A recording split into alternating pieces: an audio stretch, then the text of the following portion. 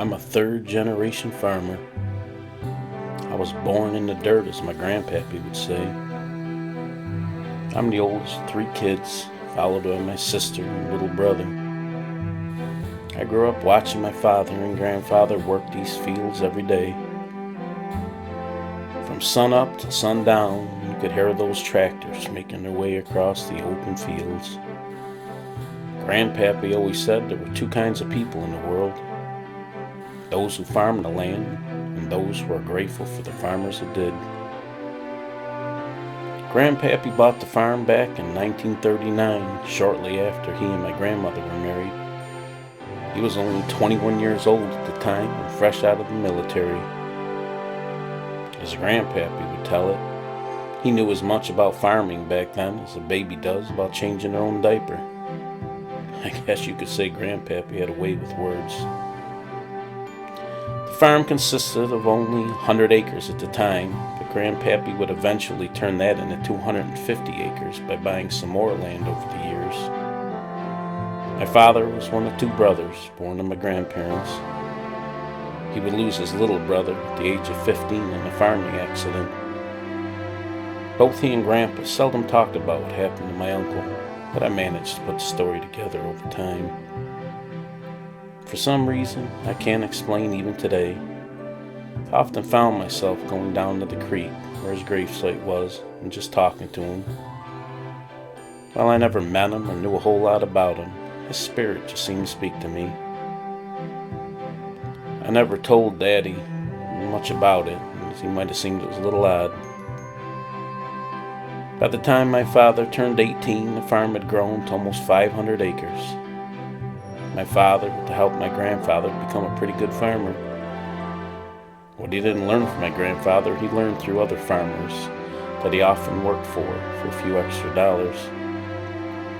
He could operate a tractor as if it was the family sedan, with his thermos in one hand and the other on the wheel.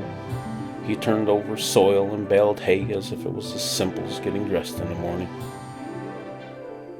When my father married my mother, he built a little ranch home right on the farm, about 100 yards or so from Grandpappy's house.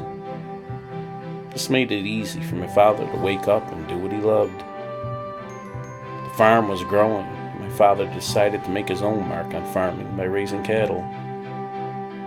Being a young buck, this excited me. My siblings and I would take turns naming each new calf as the herd grew larger and larger.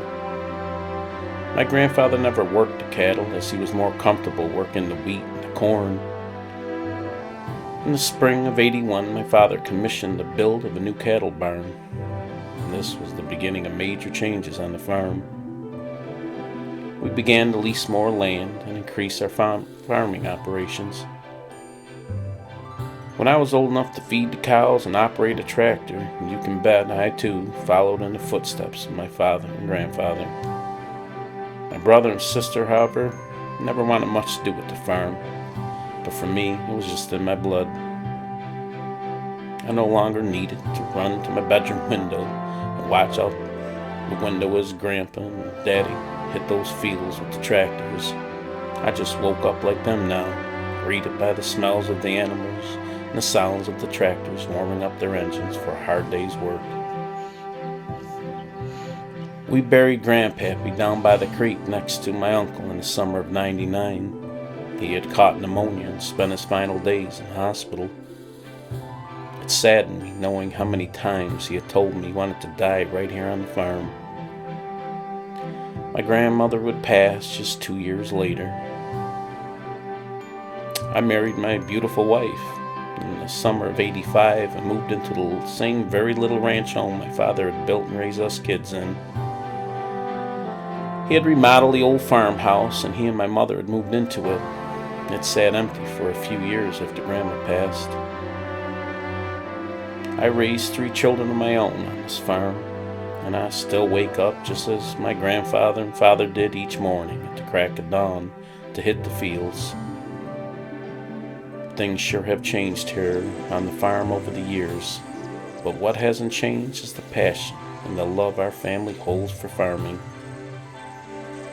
My little brother did find his way back to the farm in later years. and my son now wakes up with me each morning to plow the fields and feed the animals.